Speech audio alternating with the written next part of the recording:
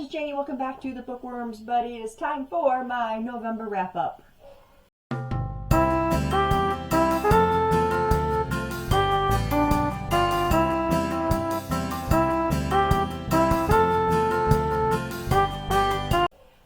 So, in November, my book amount is way low compared to what it has been, but I've been doing other things. So, it's pretty well balanced right now, so I'm pretty happy with that. I want to talk about 7 books. 6 of them are okay. One of them might be a DNF. We will talk about that when we come to it. So let's just get started, guys. The first book I read in the month of November was Razorblade Tears. This is by S.A. Cosby. This was a book of the month pick, but I didn't pick it then. This we actually found in our used bookstore back in the spring. My sister was here and I've been talking about the book and she knew I wanted it, so she picked it up for me. In this book we've got 2 men, Derek and Isaiah, who were in a interracial relationship and they were murdered. Their fathers didn't really understand their lifestyle and they didn't really get involved too much with their sons once they found out about that. But now their sons were murdered and they're feeling a lot of guilt. The police tell them that there's no leads, they don't have anything to go on, it's just going nowhere. So Buddy, Lee, and Ike, who are the fathers, decide to take matters into their own hands and solve the crime. And they want to find out who was the ones behind the murder of their boys. One of the things that I really enjoyed about this story was watching this bond form between Buddy Lee and Ike. I thought that was amazing. It added so much realism to the story, and it also helped the story to flow so well. And they reading about them, learning about one another and how their lives were now, and talk about their boys and what they would do differently, and try to ease the guilt that they were both feeling a little bit by maybe figuring out what happened. Absolutely love the story. Gave it 5 stars. I recommend this to anybody. Okay, the next book I read was called My Darling Husband. In this book we're following Jade and Cam. One day Jade goes home with her 2 kids and there is an intruder in her house. And he is asking for ransom for these 3 from Cam. And Cam is rushing around to try and find the funds and this and that to save his family. A lot of things start to air and to come out into the open, and you starting to ask questions and that kind of stuff. It was a pretty good thriller, had a really good pace to it. I ended up rating that one 4 stars.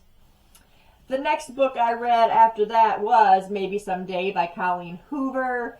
This was definitely not a favorite of mine by hers, but still, you have to love Colleen's writing style. If you love Colleen's books, you're probably going to like almost all of them, just on different levels. On this one, we are following Sydney, and she is in a relationship, and her life's just kind of going along, not really anything to write home about. Then she finds out that her boyfriend, Hunter, is cheating on her with her best friend, her roommate, and that's pretty much the story. Sydney's got to kind of get back on her feet. I'm not going to tell you anything else about that because I think it's going to ruin the story for you. But I did like the writing, of course. It's very fluid. Colleen's books are always fluid. Just not as dramatic as most books that she writes. But I still enjoyed it. Gave it 4 stars.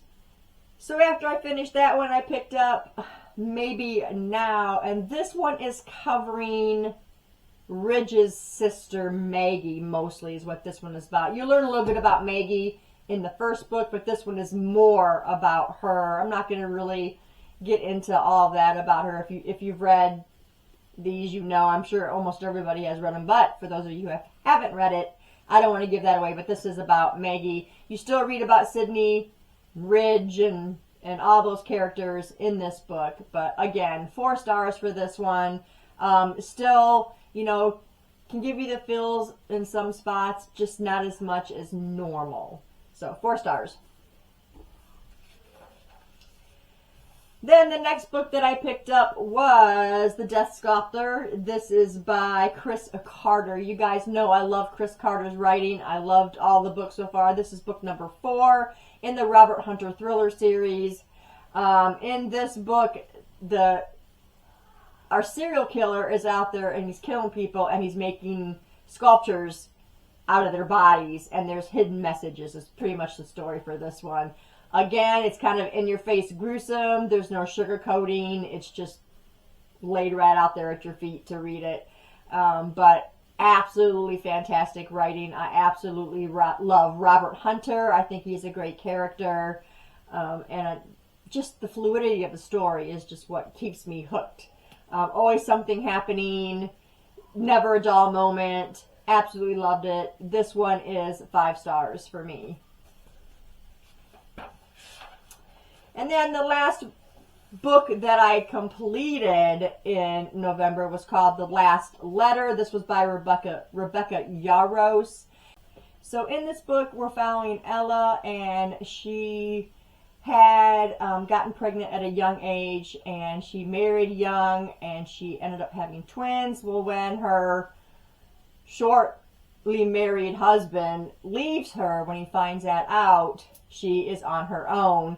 She decides she's going to stick with it. She's going to have her twins, and she's going to take care of it and be a rock for them and be a strong woman. Her brother is in the service, and he comes to her and says, hey, could you be a pen pal for this man, Chaos? Because he really seems to need somebody to pick him up, and she decides that she will do it.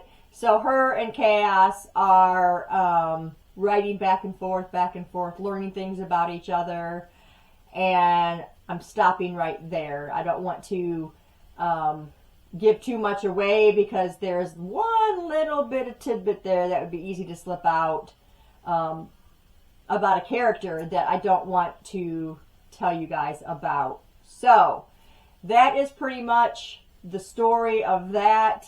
It's long distance relationship to start. He's in the service, she's not. She's trying to raise 2 children, and they're both supporting each other through way of letter. And that's, like I said, that's pretty much the story. This book never made it past a 4 star. I really did like the characters. I liked the plot line and the story, but there were parts that I felt were just too sad, and I didn't get a happily ever after in the way that I wanted a happily ever after. It'll hit you right in the feels. Like, I literally cried in this book, but because of specific parts of the story, I just could not bump this story up to higher than a 4. The story gets a 4 because of the characters, because of the fluidity of the story, and being touched, you know, and feeling things. But there are other aspects to the story that I had a hard time with, and that's why it didn't go up any higher than 4. So, yeah. So, for that last book that I picked up and was trying really hard is Inspection by Josh Malerman. I have heard from several people that this just is not a good story, and I feel the potential to the story. I do. I feel the potential there to be a great story. But these draggy parts, like, there is a lot, like, I could care less about. I want to get to the main storyline, and I'm already almost 100 pages into this, and that part hasn't even happened yet, what you read in the synopsis. So, yeah, this is December. I want to read Christmas stories. I'm not going to bog my brain down trying to read this book. Like I said, I'm at like 94, I think, in this book. And it took me a while to get to that. From the 30th till now. And I'm only 90 pages into the story. The flow is just not there. So I don't know if I'm going to pick this book up in January. If I'm going to pick it back up. Or if I'm just going to DNF it. Usually I don't have that problem. When I'm not feeling the book, I usually am just able to put it down. But this one, like I said, I feel the potential to the story. And I love Bird Box. So I'm just hoping that something happens, which is why I haven't actually DNF'd. So I might pick it back up. I don't know. We will see where I'm at when the new year comes. But as for this month, I will not be reading any more of this story. And I really hate that. But dude, you got to give me something. Like Bird Box did not start out slow and draggy like this one is. So I just want to get to the point of the story and see it take off. Like I said, the potential's there. It just hasn't happened yet. So that book is being sat down for this month of December because, yeah. So those were the 6 books that I read. Not too bad. I had 2 5-star reads out of those 6 books. So I'll count myself lucky on that one. But if you've read any of these books, let me know what your thoughts were on them. Even if you read Inspection, let me know what you thought about Inspection because, whew, that's iffy.